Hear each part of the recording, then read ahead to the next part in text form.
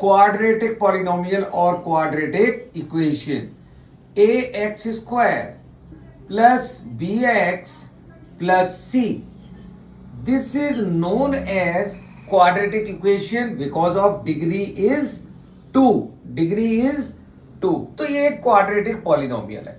अगर ये quadratic polynomial है या क्वाड्रेटिक इक्वेशन है तो इसके मैक्सिमम कितने रूट्स होंगे भाई?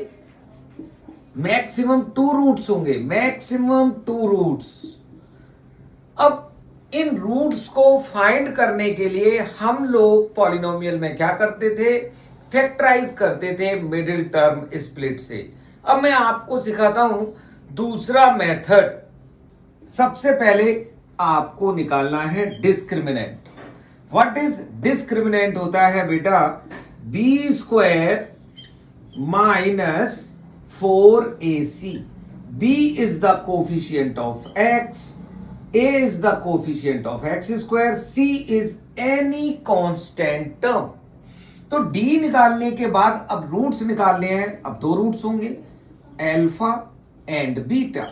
तो alpha is equal to minus b plus under root d upon 2a। ऐसे पॉलिनोमियल, क्वाड्रेटिक पॉलिनोमियल या ऐसी क्वाड्रेटिक इक्वेशन जिसका middle term split factorisation possible नहीं है, तो उनके रूट्स हम कैसे निकालेंगे? इस मेथड से निकालेंगे। पहले हम d निकालेंगे, बी स्क्वायर माइनस 4ac। इससे पहला रूट होगा alpha is equal to minus b plus under root d upon 2a। d is discriminant जो आपने सॉल्व करके निकाला। 2a is the coefficient of x square, b is coefficient of x। दूसरा root beta minus b minus under root d upon 2a। So ये जो method है find out करने का, इसको हम कहते हैं श्रीधराचार्य मेथड।